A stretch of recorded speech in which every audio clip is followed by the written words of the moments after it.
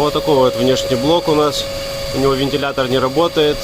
Ездили 2 раза, его чинили. На 3-й раз решили все поменять. Он на 4 внутренних блока, а стояли 3 только. Ну все. Сейчас будем демонтировать, монтировать, монтажировать. 3 минуты и блок спущен. Все, начинается операция. Монтаж, демонтаж, пайка, сварка.